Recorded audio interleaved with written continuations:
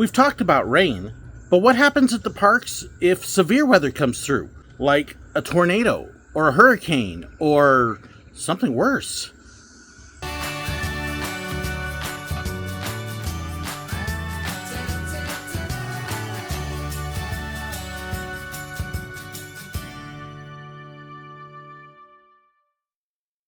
So I'm sitting outside here again. We talked about rain at the parks last week, but last night we had a bunch of severe weather come through. It was dropping tornadoes and hailstones and all sorts of fun stuff like that. Well, Silver Dollar City was open. So what do you do at a park when something like that comes through? How do you prepare? Is there a plan in action? What do the employees do? There actually are plans in place. Every park has some sort of emergency plan that they put in place in case of weather. And it has different stages normally. So, for example, at Silver Dollar City, we had 2 different stages in case of lightning. Really 3. You had nothing, where everything's clear. But then there was also a warning stage if lightning was within 10 miles and certain rides shut down and certain things happen. And then if lightning got within 5 miles, there was another stage that took place and other things shut down and employees took other actions. We had other weather phases in case of strong winds. And when I say strong, I mean like 50 miles an hour and over. Again, there were rides that would not open in certain windy conditions or certain amounts of rain if it was a torrential downpour. We had plans in place in case of tornadoes. All the employees actually, each location had an assigned tornado shelter that we would go to if we needed to. It was kind of funny because when we were robbing trains at the time out in the woods, our tornado shelter was all the way back at Outlaw Run. And we were all like, we're not walking all that way in bad weather to get to a shelter. It's a little different now. They do have a different plan. But yeah, that was interesting. But at the train itself, we had 2 different locations. Our official one was actually in the loading station of Flooded Mine because it's actually built down below ground just a little bit. But the other one was over actually in the lower floor of the Christmas shop, which again, just up the hill, either one quick run or walk, and they're both down below ground. So that way they're safer. And if we had an emergency, we would hear it on the radios. That'd be one of the few times we would actually have the radios out where guests could hear them. And we would direct the guests to those stations. We did have one time at Silver Dollar City that we actually had a tornado warning when I was working. I was one of the conductors. Rick was the other one. And we were directing everybody over to the flooded mine. Get into the flooded mine and putting everybody in there. We had opened up our station, the depot itself, to allow people in. We weren't running the train because of lightning and the extremely hard rain. But we had a few people in our station itself that were trying to take cover from the rain. Well, it had gotten to a point where the wind was blowing enough. It was actually blowing into the station. There was no dry place in there. But we were listening because we knew bad weather was coming. We had actually been kind of taking turns switching off, going around behind the station where it might have been me. I had stashed my cell phone, so we were watching the radar, trying to keep up to date in case this was coming. We could see the warning ahead of us, and then when they posted for us, we had still had like 3 or 4 families in the depot at that point. We'd locked everything else down. We told them, you need to get over there, you need to go. And we had one or 2 opposite ones. I'm not going there, I'm staying there. And Rick and I both kind of looked at each other knowing that this storm is coming, and we're both like, sir, we just want to make it clear, you are making a choice to potentially die. We are not staying here. We're going over there now. Bye! And he followed up after us pretty quick. At that point, the wind was blowing so hard, we had long trench coats, raincoats, that were actually heavy down at the bottom. It was blowing so hard, it was actually blowing the rain up the coats. So we still ended up drenched. It was ugly. Did not have a tornado, but we had 70 mile an hour, 80 mile an hour winds come through the park. That was fun. We had a plan. We followed the plan. And again, they were giving us directions on what stage and what point we needed to evacuate. And then at what point that if the guest wants to stay in a dangerous spot, that's up to the guest. But our job at that point was no longer to protect them. It was to get into our own place where we could be safe. Because at that point, we'd done everything that we could. And if the guest refuses, well, the guest refuses. That was the one real crazy day. We had a couple times when I was out robbing in the shack that we had extremely strong storms come through. And we had one where they did give a tornado warning for the area. And like I said, it's blowing and it's torrential rain. And we're sitting in the shack, which is our break room out there. And we're just looking going, I'm not going to take a 10-minute walk up there. If this thing is coming, I will be out there when nope, not going to do it. And it actually ended up going around us. Table Rock Lake was weird. We joked that Table Rock Lake created this convection that a lot of times the bad storms would go around, and we were right on the edge. But Walt Disney World, of course, is lightning. Florida is the lightning capital of the world. And by the way, do you like that weird bird? It's a bird making that strange noise. It was lightning all the time.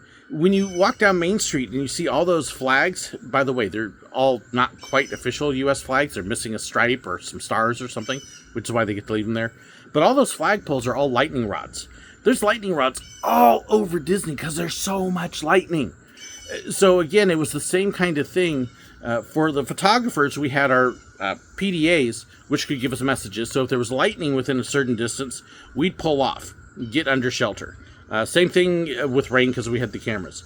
But we watched for the severe weather. If we were indoors, we just kept going. Didn't make any difference for us there. But outdoors, yeah, we would pull out. And then if it was really strong weather, really bad lightning or whatever, if we were at Magic Kingdom, we'd go down into the utilidors. And in fact, the utilidors were actually designed as a tornado severe storm shelter. We never had to use it when I was there. But we did get some light training if there had been a severe storm that had spit out tornadoes, which are very rare in Florida. We could bring people down into the utilidors.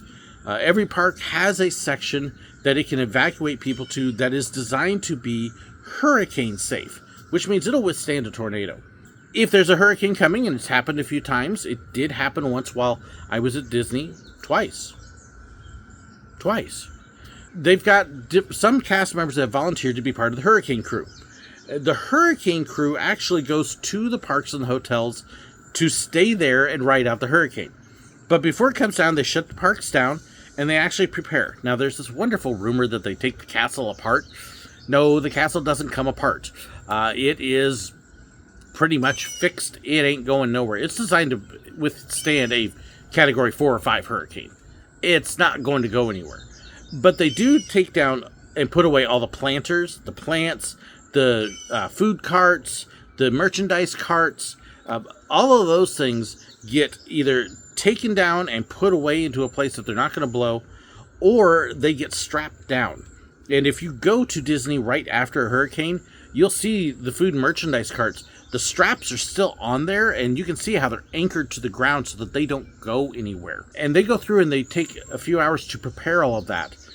Then they've got these teams, because the guests can't go to the parks. So they basically secure the guests at the resorts. Because the resorts, again, are all designed to be hurricane safe. They prepare extra food for the guests. Yeah, it's usually like sack lunch quality because there's thousands of them to take care of. For the resorts, they will actually have characters that will come out into the lobbies. So if it's the resorts that have the big indoor lobbies with all the rooms attached, characters are in there, food is in there. So they will have facilities there. They will have extra cast members that stay there the whole time just to take care of the guests and make sure their needs are met. And that includes delivering food to the rooms, food and drinks. So those sack lunches, yes, it may be just peanut butter sandwiches and chips, but they're going to take care of them and they don't charge them for that. So they basically try to make it a big party at the hotels and keep all the guests out of the parks themselves. Like I said, I had a couple times that we had really strong storms. We pulled off the streets. Okay, that's not going to clear up. We just go down and wait in the utilidors until it passed. Extended break time. We may end up with a few extra projects down there, but for the most part, that's kind of what we did. It was either that, or we went to what we called The View, which is the store where we sold the pictures, and we would wait there. And did that a number of times. And then any guests that came in, you'd interact with them and play with them and pin trade and other things, and basically try to entertain them until the storm cleared out and they could get out on their way again. And depending upon how long it took or what the prospects were, they may send us home if it looked like the parks had cleared out and there wasn't enough business. Busch Gardens, Working Rhino Rally, again, most of it was strong thunderstorms and lightning. So I was working at Busch Gardens the 3 hurricane year with Francis, Charlie, and Jean. That was fun. Francis dropped over 20 inches of rain on the Tampa area where I was living at the time. Once it finally went, we had 2 days, as I recall, that the park was just shut down, nothing, not doing anything, stay home. And so by the time we finally got back up there had been a lot of flooding around Tampa. And our elephant tunnel, it wasn't just flooded, it was full. I mean, the water was like that far from the top of the tunnel. It was bad. A lot of us, we had several that got there and walked in, clocked in. Sorry, there's not going to happen today. Go home. And we had 2 days, 3 days, I think, waiting for that water to gradually drain down while most of us just stood up at the front entrance. A couple of us had other rides that we had trained on. I had cross-trained on the mouse coaster a little bit, so I got to go stand at its gate and work the gate for a while doing height checks and stuff. But most of the other Rhino Rally drivers, we traded off. We stood at the front entrance. Sorry, folks, not open, not going to be open today. Don't know when we'll be open. And then a couple did some other things in the parks. So like I said, I got to stand at the entrance, or the entrance. Working the mouse coaster sucked. Sorry, you can't ride, you're too short. But what if I put stuff in their shoes or I sign a waiver? No. So that's kind of what we did during bad storms. We had plans in place. We followed the plan. We followed directions of our leaders. Ultimate goal was to keep the guests safe first, and then us secondary. And if the guests refused to be safe, we did what we could, and then we took care of ourselves. Tried to make sure that everything went smooth. Batten everything down, get ready, here it comes, and then once it's gone, let's get everything back open and ready as quick as we can. Lots of cleanup afterwards, dragging branches and blowing sidewalks with the big blowers and checking all that. So that's what severe weather was like for us. Evacuation plans and areas and so forth, so much more. I hope you found this interesting. Let me know if you have questions or want to know more. Tell me in the comments below. I would love to hear from you. Thank you so incredibly much for watching. Thank you to my patrons and supporters for their support. Honestly, I am more grateful than you can possibly know. If you want to know more about that and the perks that come with them, including the group Zoom calls, behind the scenes info, and more, check the description below. Thank you so incredibly much for watching. God bless. My dog is chasing a bug. She caught a June bug. Goober. Anyways.